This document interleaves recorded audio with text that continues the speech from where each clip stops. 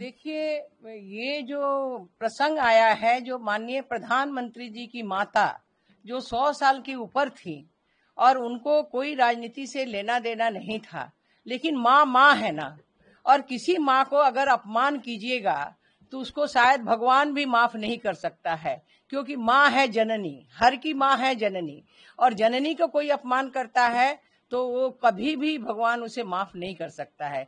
इसलिए उसमें निश्चित रूप से इनको तो सजा मिलेगा ही, लेकिन कल बिहार देखिएगा स्वतः बंद रहेगा।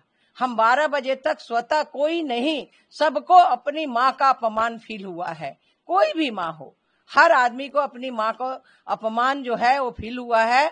और ये जो राहुल गांधी और ये जो तेजस्वी यादव हैं, जो पप्पू और अप्पू जिसको सप्पू हम कहते हैं, ये दोनों का जो है वो उनको क्या पता है कि माँ का दर्द क्या होता है, क्योंकि सोने के चम्मच लेके आए हैं तो उनको क्या पता है कि उनकी माँ जो है माननीय प्रधानमंत्री जी की माँ तो अपना काम करके साधारण महिला और उस तरह से वो अपना बर्तन चौका करके अपने बच्चों को, बाल बच्चों को पढ़ाई हैं, उस मुकाम तक पहुंचाई हैं। और ये झूठे नैरेटिव और झूठी बातों करके जो करता है तो ईश्वर के सामने देर है, अंधेर नहीं है। और इन्होंने जिस तरह से तांडव किया है बिहार में, बिहार की महिला क्या पूरी बिहार की जनता, पूरे देश आक्रोश में है। और बिहार की जनता तो इनको जो सबक सिखाएगी वो शायद इनको कभी पता नहीं होगा कि वो सबक क्या होगा। प्रधानमंत्री भी भावुक दिखे अपने स्पीच। निश्चित रूप से क्यों नहीं भावुक दिखेंगे, जिनकी माता ने इतना कष्ट करके किया है।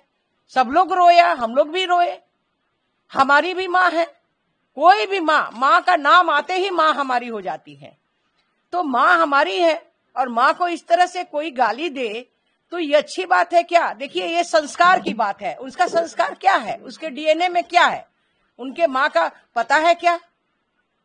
उनके पिताजी, उनके दादाजी, उनके नाना जी का क्या पता है? इधर जो है वो सोने के चम्मच वाले हैं, तो इनको क्या माँ का दर्द का पता होगा? एक महिला को भगाते हुए उनको देरी ही नहीं लगा, तो दूसरे को क्या कर सकते हैं उनके परिवार के लोग? इसलिए उसमें हम कुछ बोलना नहीं चाहते हैं। माँ माँ है, माँ का दर्द जो है वो सारी हमारी महिला जो है वो निकालेगी, और निश्चित रूप से आने वाले समय में इनको सबक मिलेगा। और कल स्वतः पूरे बिहार में भी आग्रह करती हूँ कि अपने पूरे बिहार वासियों से कि कल जो है 12 बजे तक हमारा जो है बिहार बंद रहेगा। देखिए, मैं प्रधानमंत्री जी की माँ को गाली दिए जाने के बिल्कुल खिलाफ हूँ, और जिस तरीके से उन्होंने भावना व्यक्त की, मैं उनके दुख के साथ भी हूं। प्रधानमंत्री की मां करोड़ों की मां है, ऐसे ही मेरी मां भी थी, मेरी भी मां मर चुकी है। और मेरी मां को प्रधानमंत्री के सबसे करीबी राष्ट्रीय प्रवक्ता ने गाली दी थी, खुलेआम टेलीविजन पर गाली दी थी, मां की गाली, और बहुत बुरी गंदी गाली दी थी।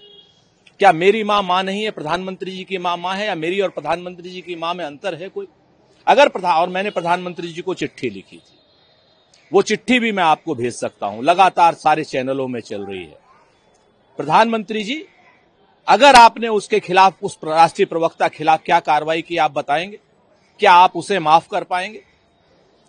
उतनी ही भद्दी गाली दी है जितनी आपकी मां को गाली दी है।